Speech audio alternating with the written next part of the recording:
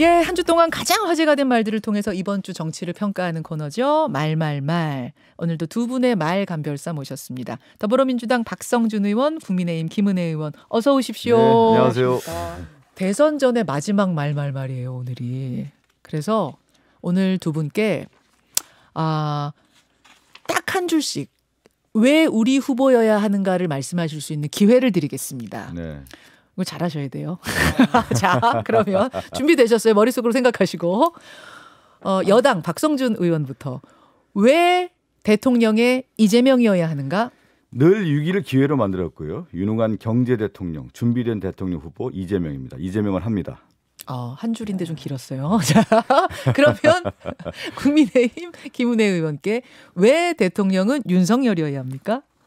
토리야, 청와대 가자. 우리 토리가 유기견입니다. 윤석열 후보가 키우고 있는 반려견이죠. 예? 대통령은 화려한 말이 아닌 살아온 삶을 보고 평가해야 된다고 생각합니다. 역시 길었습니다. 저보다 더 길었습니다. 자, 한 줄로 표현하는 게 쉽지 않죠. 예, 한 줄로 표현하는 게 쉽지 않습니다. 그리고 여러분 지금까지 이 후보들이 했던 많은 말들, 뭐 TV 토론이라든지 다 쭉 보면서 이제 정말 신중하게 결정을 하셔야 돼요. 이미 사전 투표는 2시간 전부터 시작이 됐습니다. 이제는 마음을 정하고 소중한 한 표를 행사하시기 바랍니다. 김민혜 의원님하고 같이 나가서 사전 투표하러 가야 되겠네요. 좋아요. 방송 끝나고. 아직 안 하셨죠, 두 분 다? 아직 못했습니다. 보통 같이 가요. 손잡고.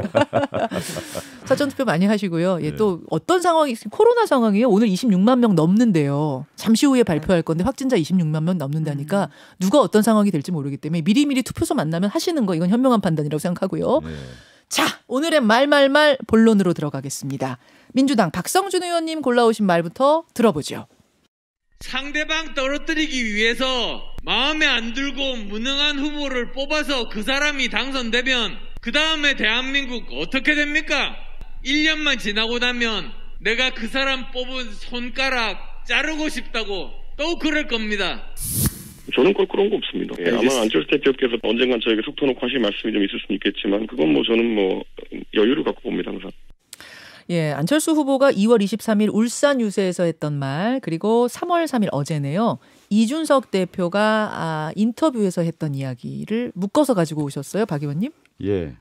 일단은 먼저 이제 손가락이라는 표현을 썼잖아요. 안철수 네. 후보가요. 우리 정서에는 손가락은 약속이거든요. 그리고 또 하나는 뭐냐면 이제 결연한 의지였는데 지금 안철수 후보가 이 연설에서는 정말로 결연한 의지였고 국민과 약속을 한 겁니다. 그런데 지금 봤을 때는 그 의지도 저버렸고 약속도 저버렸다 이런 평가를 좀 내리고 싶고요. 또 하나는 이준석 대표도 안철수 후보에 대해서 그동안의 단일화에 대한 부분을 얘기하면서 계속 이제 조롱했거든요.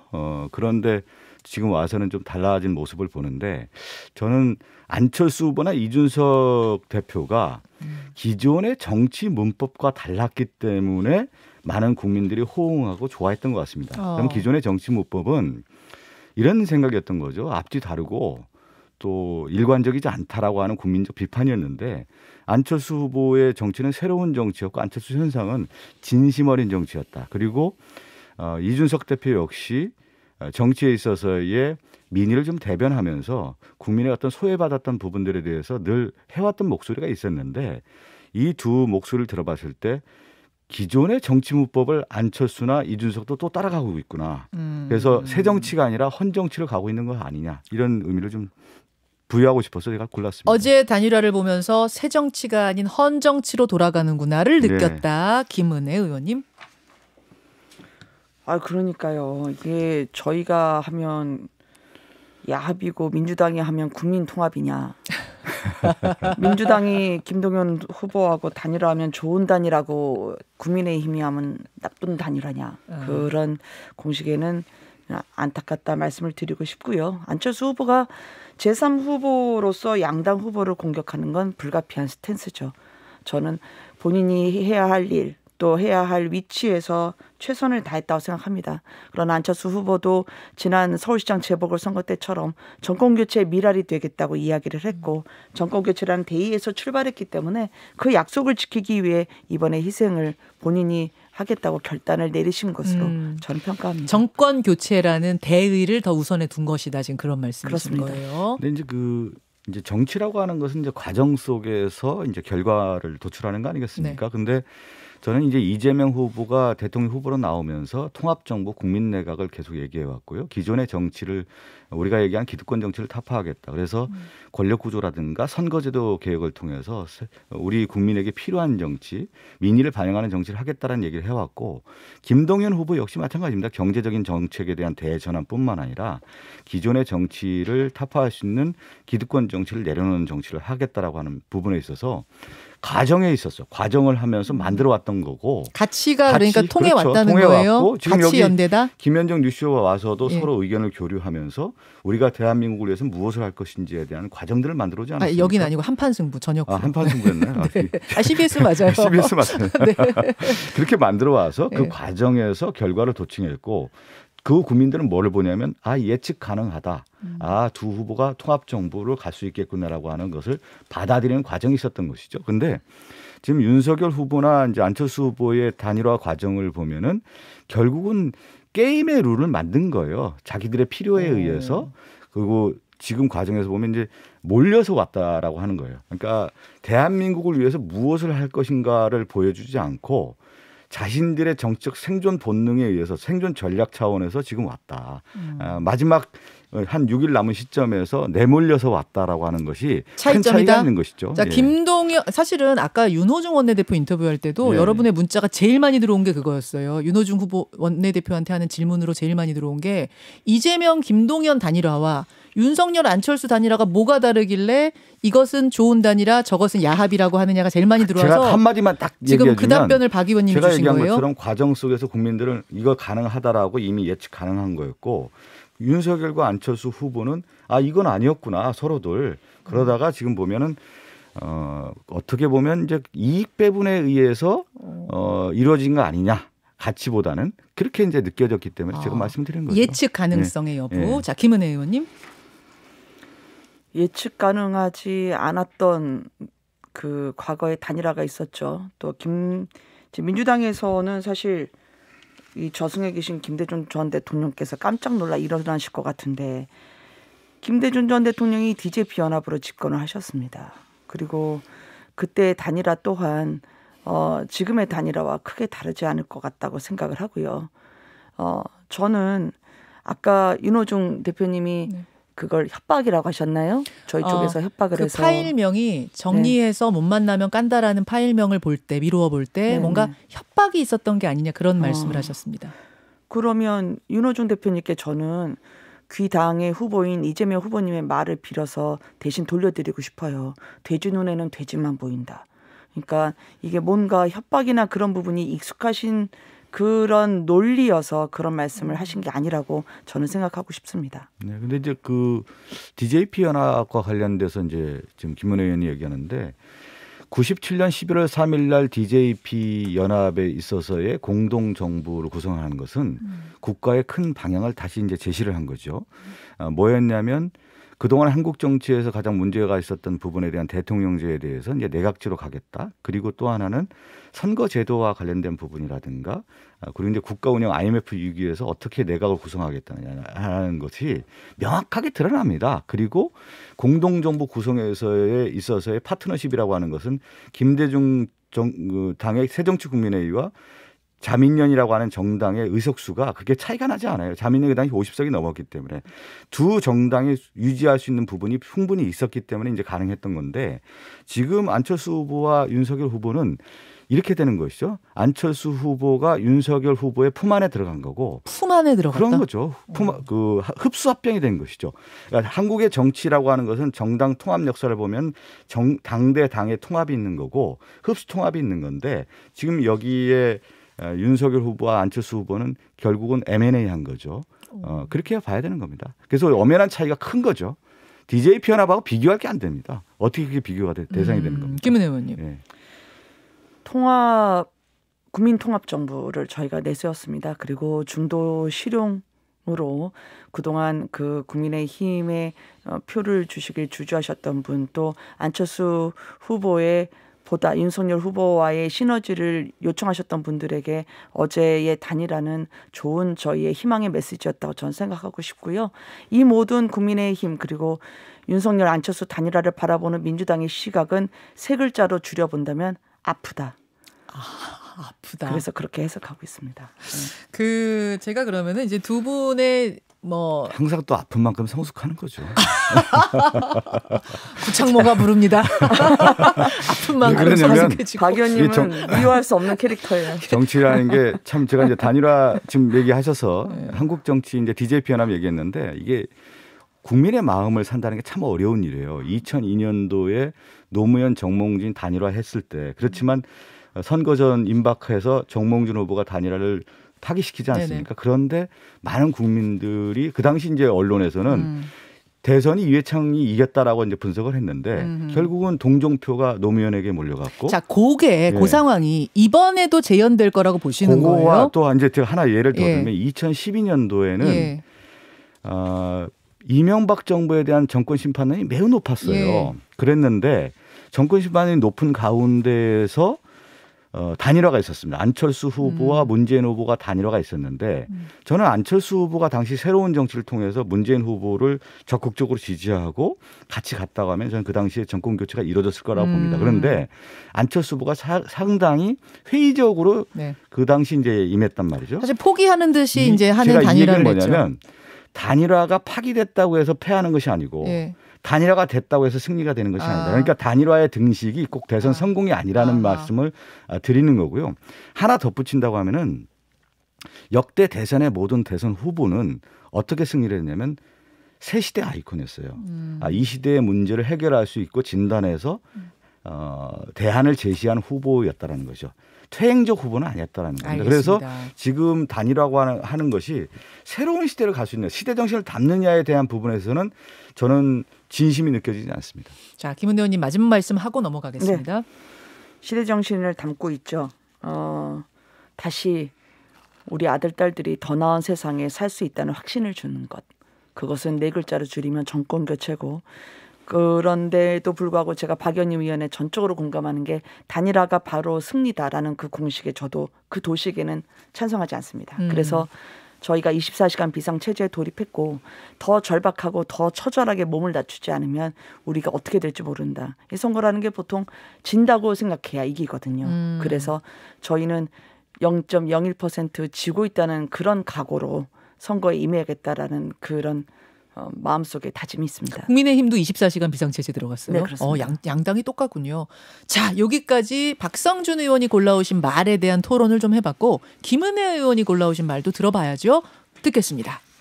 조카가 그 여자친구와 그 어머니를 37번 찔러서 잔혹하게 살해한 사건을 맡아서 데이트 폭력, 심신미약이라고 하고 또 딸이 보는 앞에서 그 엄마를 회칼로 난자해서 살해한 흉악범을 심신미약, 심신상실이라고 그 변호를 하셨는데 이렇게 여성 인권을 무참히 짓밟으시면서 페미니즘 운운을 하시고 그러나 우리 윤석열 후보님 페미니즘과 이건 상관이 없습니다. 예, 3월 2일 마지막 법정 토론의 한 대목을 가지고 오셨네요. 토론 막바지에 나왔던 말이었습니다. 네. 그리고 많은 분들이 놀랐죠. 이 사안에 대해서 보도는 몇 번 됐는데 많이 인지되지 못했던 일들이었습니다. 그런데 이재명 후보님의 그 살인한 조카 별론 그 자체를 문제 삼을 수는 없어요. 본인은 변호사의 직분을 다한 거라고 했으니까요. 예. 근데 문제는 해명이죠. 전 여자친구와 여자친구 모친까지 잔혹하게 살해한 이 사건을 데이트 폭력 사과로 무마하려 했다. 그게 문제이고요. 이게 형수 욕설이든 조카 변론이든 잘못된 행태는 그냥 쿨하게 사과하면 되는 겁니다. 근데 이재명 후보가 이게 혹시 여성들 표로 조금 더 얹을 수 있는 신공을 발휘하셔서 데이트 폭력, 페미니즘 그렇게 본인하고 어울리지 않는 부분을 엮으시면 그게 문제라는 거죠. 사과의 태도 문제입니다. 그래서 평소 흉악범의 심신미약 감형이 잘못됐다고 목청 높이시던 분이 이 후보님이셨는데 본인 조카 사건에서는 심신미약을 주장한다. 그거는 내로남불의 또 다른 이재명 후보님 버전이다라고 말씀드리고 싶어요. 박 의원님? 그러니까 이제 그 윤석열 후보의 이제 저는 보면은 논리가 있나 싶어요. 항상 보면은 뭔가를 이렇게 꿰맞췄는데 성립되지 않는 논리를 만들고 TV 토론에서 보면은 이 내용에 대한 정확한 파악을 하고 얘기했는지가 좀 의문스러울 때가 좀 있는데 결국은 이제 윤석열 후보가 이재명 후보의 이제 그 변호와 관련된 부분을 얘기하는데 이제 직업 인류로서 이제 이재명 후보가 답변하지 않았을까 변호사였기 변호사라는 때문에 직업상 범죄인 변호는 어쩔 수 없었다 이렇게 말씀하셨죠. 부분이고 또 하나는 뭐냐면 사회적인 시선에 대한 부분으로서 변호사가 흉악범에 대한 변호한 부분에 대해서는 사과하고 받아들인다는 말씀을 몇 번에 걸쳐서 했습니다. 그런데 그걸 다시 이번 TV 토론에 나와서 이제 페미니즘하고 엮였는데 오히려 페미니즘에 관련된 부분에 윤석열 후보의 공약이라든가 내용을 보면은 역행하고 있는 거 아니겠습니까? 예를 들면 여성가족부 폐지와 관련된 부분이라든가 N번방 방지법 폐지라든가 무고죄 강화하겠다 이런 내용을 하면서 오히려 남성들의 표를 의식해서 여성들과의 갈라치기 하는 이런 내용이 오히려 페미니즘에 역행하는 것이죠. 그러니까 지금 이 질문하는 자체가 오히려 윤석열 후보가 자기 함정에 빠져 있다 이렇게 자기 함정에 빠져 있다. 그 페미니즘이 뭐냐라고 묻는 질문에 심상정 후보가 묻는 질문이었죠. 윤 후보가 휴머니즘의 하나다. 여성을 인간으로서 존중하는 것이다. 이것도 굉장히 화제가 됐었는데 그 부분에 대해서도 지금 제대로 된 해석이 아니라고 보시는 거예요? 제가 이렇게 좀 얘기할까요? 이제 휴머니즘에 대한 개념도 윤석열 후보가 이해하고 있는지 모르겠어요. 휴머니즘이라고 하는 것은 우리가 인본주의라고 하는데 중세에서 근대로 넘어올 때 인간 존중, 그야말로 인간성 회복에 대한 관련된 부분에서 출발을 하는 겁니다. 네. 근데 페미니즘은 이제 19세기부터 이제 출발을 하는 건데 여성으로서 권리와 인권에 대한 보장이 제대로 안 됐기 때문에 이제 페미니즘, 정당한 권리가 행사가 되지 않았기 때문에 페미니즘 운동이 나온 거 아니겠습니까? 그러니까 뭐냐면 휴머니즘이 잘 안 돼서 페미니즘이 운동이 나온 거예요. 쉽게 얘기하면. 이 과정이 좀 다른 겁니다. 그런데 이 내용을 좀 정확하게 인식 못하고 있는 것 같고 또 하나는 동양과 서양에서 가장 근본이 뭐였냐면 서양 정치 사상에서는 인본주의고 동양 정치 사상에서는 민본주의입니다. 그래서 인간에 대한 권리 신장, 모든 인간은 다 똑같다라는 거죠. 그래서 정당한 절차와 과정과 이러한 부분 권리를 보장해야 된다는 것이 있는 건데 이 우리나라에서 이 페미니즘 역시 여성으로서 권리 보장이 안 됐기 때문에 운동이 일어난 건데 그것을 가지고 지금 제대로 인식 못하고 그리고 지금 심상정 후보도 그런 얘기 하지 않습니까? 청년 정책과 여성 정책을 혼동하고 있다는 자, 알겠습니다. 일단 여기까지 좀 듣고 김은혜 의원 말씀 또 이어가죠. 저는 여성이나 남성이나 차별 없이 동등한 인간으로 존중하는 것이라는 후보님 답변이 윤 후보 답변이 왜 비판받아야 되는지 모르겠고요. 그 페미니즘은 휴머니즘이다. 그건 2000년에 한길사에서 발견한 페미니즘 학술 문집 제목도 그랬습니다. 그래서 저는 그 여가부 폐지나 성폭력 무고죄를 남녀 갈라치기로 해석하는 그 시각 자체가 갈라치기라고 생각하고요. 이게 성폭력 피해자의 고통 상상할 수 없이 큽니다. 또 성폭력 무고로 피해 당한 분들의 고통도 우리 사회가 어루만져 줘야 된다고 생각합니다. 그러니까 여성가족부는 이게 여성을 위해서라도 여성가족부 폐지 고민하셔야 된다 생각해요. 왜냐하면 내 편의 여성만 살피고 상대편의 여성은 묵살했거든요. 박원순 전 시장의 피해자도 2번이나 찾아갔지만 외면당했습니다.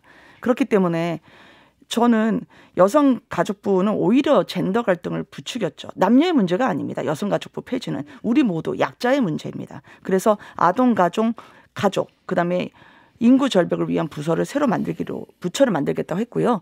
여성가족부 폐지론에 뭐 페미다 아니다. 저는 페미라는 말 잘 모르지만 그런 걸 씌우는 거야말로 여가부를 본인들의 밥그릇으로 삼겠다고 했던 혹시나 시민단체가 그런 식으로 국고보조금을 정말 약자한테 안 가고 본인들의 카르텔을 위해서 쓴다? 그런 부분을 막자라고 하는 게 윤 후보 생각이고 저도 마찬가지입니다. 그러니까 지금 여성가족부가 제 역할을 못했기 때문에 폐지 얘기했다. 그렇게 요점 정리하면 되나요? 폐지 제 역할은 물론 여성과 남성의 갈라치기로 오히려 했다. 오히려 예, 갈등을 증폭시켰다는 거죠. 그러니까 지금 박 의원님은 윤 후보가 지금 갈라치기 하고 있다는 말씀이시고 김 의원님은 여성부가 오히려 갈라치기 한 그것을 바로잡으려고 하는 것이다. 지금 전혀 다른 해석이 나오고 있네요. 그러니까 윤석열 후보가 이제 이제 토론에서도 그 얘기했잖아요. 성인지 예산과 관련된 부분에 있어서도 성인지 예산을 이제 국방비로 쓰겠다라고 하는 부분을 가지고 얘기했는데, 그러니까 성인지 예산이 과연 도대체 뭔지에 대한 파악을 못 하고 있었지 않습니까? 심상정 후보의 질문에 답변에서 내용을 보면 그러니까 이 한국의 이 정치 역사라든가 기존에 이제 지금 얘기한 어떤 여성의 어떤 지위라든가 예를 들면 이런 겁니다. 아까 페미니즘에 대한 얘기를 좀 아까 질문해서 제가 다시 또 답변을 드리면 여성의 정치 사회적 참여 운동의 한 일환에서 미국의 여성의 그 참정권이 확보된 게 1920년도예요. 네. 그러니까 19세기에 페미니즘 운동이 일어나면서 사실 참정권까지 이제 갖게 되는 건데, 그러니까 우리 사회에도 많은 그 벽이 있었던 거 아니겠습니까? 그래서 이제 페미니즘 운동하고 그 부분을 좀 인정해야 되는 건데, 제가 볼 때 윤석열 후보가 그런 부분을 인정하지 않고 있다는 거 보는 겁니다. 네. 여성가족부가 그 교육 자료를 내잖아요. 그거 낼 때 여성과 남성을 어떻게 얘기하냐면 남성을 잠재적 가해자로 규정을 합니다. 그리고 여성은 늘 피해자가 될 수밖에 없다라고 하는 그런 논리를 전파시키죠. 여성가족부는 그런 차별적 논리로 사회의 갈등과 분열을 증폭시키는 게 아니라 진정한 약자를 살펴야 되는 겁니다. 국고부조금, 정부지원금 80% 넘게 부적절하게 사용돼서 문제점을 지적받아 왔습니다. 1조 넘는 예산을 한다면 그거는 정말 그 돈을 받고 자신의 발로 설 수 있는 사람들 지원에 써야죠. 이것도 이념과 그리고 자신의 진영으로 갈라치기를 해서 약자마저 나눈다면 저는 그건 부처가 해야 할 일은 아니라고 생각합니다. 자, 여기까지. 일단 여기까지 듣고 한 2분이 남았는데요. 네네. 제가 왜 2분의 시간을 확보했냐면 오늘이 대선 전 마지막 말말말 아니겠습니까? 네. 그리고 지금 문자 중에 이거 들으면서 사전투표하러 갑니다. 이런 분들 계세요. 지금 두 분 토론 들으면서 마음 정했습니다. 이런 분들 계시단 말이에요. 그래서 남은 2분 동안에는 지금의 판세 어떻게 보시는가? 요 얘기를 좀 듣고 싶어요. 어제 공표 가능한 마지막 여론조사가 한 10여 개 쏟아져 나왔습니다. 저희가 지금 다 소개는 못 해드리는데 어떤 곳에서는 오차범위 내에서 뭐 윤 후보가 앞선 것도 있고 어떤 것은 오차범위 내에서 접전을 벌이는 것도 있고 뭐 좀 엇갈리더라고요. 자, 박 의원님 지금 판세. 이제 판세를 얘기하면 좀 대선 제가 좀 더 얘기를 하면 네. 97년도에 30초씩만 가능해요. 간단하게 예. 그 39만 표 차이가 났거든요. 예. 여야. 그다음에 2002년도에 57만 표, 2012년도에 108만 표. 양자 구도에서는 3% 내의 싸움입니다. 치열하게 지금 그렇게 된다고 보고 있고요. 네. 그렇다고 하면 지금 남아있는 마지막은 뭐냐면 저는 유권자들이 판단할 겁니다. 지금의 시대가 위기이고 누가 더 대한민국을 잘 이끌어갈 수 있겠느냐. 그러니까 저는 구도란 얘기를 많이 하는데 양자 구도. 오히려 저는 이 구도가 결국 마지막에 유능이냐 무능이냐 구도로 간다고 봅니다. 유능한 후보를 선택할 것이냐 무능한 후보를 선택할 것이냐에 대한 부분이기 때문에 저는 마지막 판세라는 표현보다는 결국 유권자의 현명한 판단이 있다 이렇게 봅니다. 그럼 조금의 차이로 이재명 후보가 이긴다 이렇게 보시는 거예요? 전망한다면? 그렇게 봐야죠. 그렇게 되는 게 역사의 대세고 역사의 물결이죠. 도도한 물결로 그렇게 간다고 봅니다. 김은혜 의원님? 네. 저도 조마조마해요. 네. 여론조사 아무리 나와도 그래서 지지율이 아무리 높아도 국민 여러분께서 투표를 하지 않으시면 아무 소용이 없다. 그래서 선거에서 이기고 투표에서 지는 일이 없도록 한 분도 빠짐없이 사전투표 그리고 본투표 참여해 주시길 바라고요. 제 바람이 있다면 유기견도 퍼스트 도구가 될 수 있다. 토리 청와대로 보내주십시오. 그러면 김은혜 의원님은 뭐 조금의 차이로 이긴다 아니면 많은 차이로 이긴다? 모르겠다? 이게 원래요 골프에서도 개죠, 개. 우승컵이 눈안에 아른아른거리면 꼭 집니다. 그래서 저는 이기고 지고의 가정과 상상을 하지 않습니다. 김은혜님 토리가 윤석열 후보가 키우는 개 말하는 건가요? 그렇습니다. 예, 윤석열 후보가 키우고 있는 강아지와 그 고양이의 상당수가 유기견 유기묘입니다. 예. 알겠습니다. 여기까지 오늘 대선 전 마지막 말 두 분 고생하셨습니다. 네. 고맙습니다. 감사합니다.